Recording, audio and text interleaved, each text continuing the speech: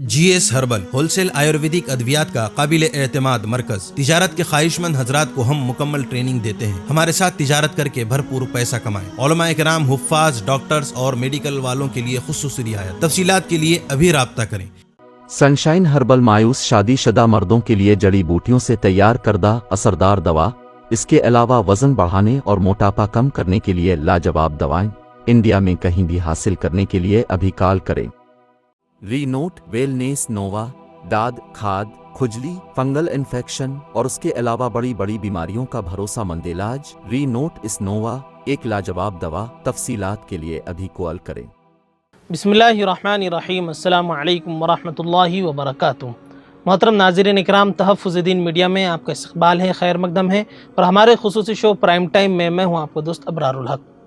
ناظرین، مہاراشٹر کی سیاست میں اس وقت ایک بڑا طوفان برپا ہو گیا تھا جب بھارت کی سیاست میں چانکیاں اور جادوگر کہے جانے والے شرد پوار کے بھتیجے اجیت پوار نے چاچا کی ساری جادوئی دستیاں واشنگ مشین میں ڈال دیں اور بھاجپا سے ہاتھ ملا کر دوسرے نائب وزیر اعلیٰ بن گئے اور بے وقت کمل کو کھلا دیا۔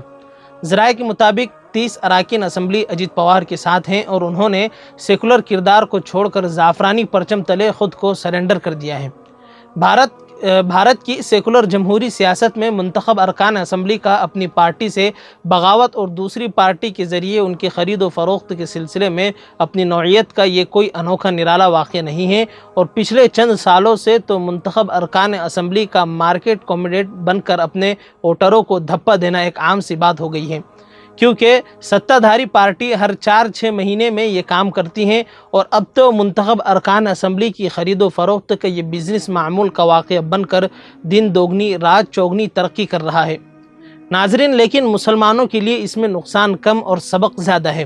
نقصان اس لیے کم ہے کہ ویسے بھی مہاراشٹر میں بھاجپا ہی کی سرکار ہے، اس لیے پھر شندے آئے یا پوار کیا فرق پڑتا ہے، کیونکہ چلے گی تو فڑنویس کی ہی۔ مسلمانوں کے لیے سبق یہ ہے کہ جن نیتاؤں کو مسلمان سیکولر سمجھتے ہیں اور پچھلے 70 سالوں سے جنہوں نے سیکولرزم کے نام پر مسلمانوں کے ووٹ حاصل کیے ہیں، اب ان نیتاؤں کی نہیں بلکہ اس ملک میں سیکولرزم اور جمہوریت کی پول کھل رہی ہیں۔ اب یہ بات واضح ہو چکی ہے کہ یہ لوگ سیکولرزم کے علمبردار نہیں بلکہ اقتدار کے بھوکے ہیں۔ اگر اقتدار سیکولرزم کے خیمے میں ہوگا تو یہ سیکولر بن جائیں گے، اور اگر اقتدار زعفرانی پرچم میں ہوگا تو یہ سیکولرزم کا لبادہ ایسے اتار پھینکیں گے جیسے کبھی اس سے کوئی واسطہ ہی نہیں تھا۔ نام نہاد سیکولر جمہوریت میں آئے دن مچنے والی سیاسی ہلچل میں مسلمانوں کے لیے بڑا سبق یہ بھی ہے کہ سیکولرزم اور جمہوریت میں لیڈران جو در حقیقت نیتا کہے جانے کے زیادہ حقدار ہیں، ان کے نزدیک سیاسی اقدار کوئی معنی نہیں رکھتی۔ اس نظام میں یہ نیتا اقتدار کے ننگے بھوکے ہوتے ہیں اور اقتدار کے لیے اتنے لالچی ہوتے ہیں کہ ہر صورت میں اور ہر ممکن و غیر ممکن طریقے سے اقتدار کا حصول ان کے لیے ہر چیز سے زیادہ محبوب ہوتا ہے۔ اس فراڈیا نظام میں ان نیتاؤں کو سیکولر سے بھگوائی بننے میں ذرا سی دیر نہیں لگتی، بس کوئی کرپٹ پارٹی مناسب قیمت لگانے والی ہونی چاہیے۔ اس کی مثال صرف اجیت پوار، چھگن بھوجبل یا این سی پی کے موجودہ اراکین اسمبلی ہی نہیں بلکہ اس سے پہلے انگنت نیتاؤں نے اس کی نظیریں قائم کی ہیں۔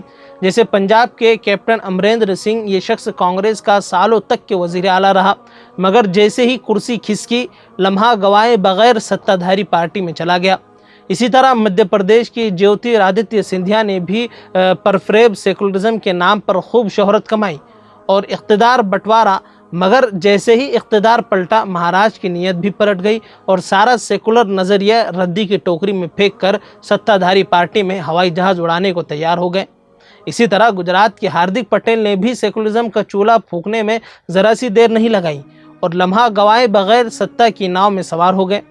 ذرا سوچئے کہ کتنے بودے، بوسیدہ اور ڈھکوسلے نظریات ہیں ان سیکولر نیتاؤں کے کہ شام تک کے تو یہ ایسے سیکولر رہتے ہیں گویا کہ سیکولرزم کے رنگ میں سر سے پاؤں تک کے رنگے ہوئے ہیں، لیکن صبح ہوتے ہوتے ایسے بھگوائی بن جاتے ہیں کہ گویا کبھی سیکولرزم کا لفظ ہی نہ سنا ہو۔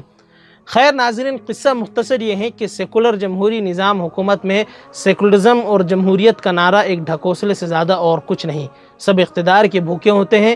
مسلمانوں نے پچھلے 75 اور 70 سالوں میں سیکولر کہی جانے والی تمام پارٹیوں کو ایک ایک کر کے اور آزما کر دیکھ لیا ہے، لیکن سبھی نے مسلمانوں کو استعمال کرنے کے بعد صرف دھوکہ ہی دیا ہے، کیا مسلمان اس جدید جاہلی نظام سے ہٹ کر شرعی بنیادوں پر غور و فکر کرنے کا آغاز کریں گے؟ میں اشاروں میں بہت اہم بات کہہ چکا ہوں، ان فی ذلک لذکری لأولی الالباب۔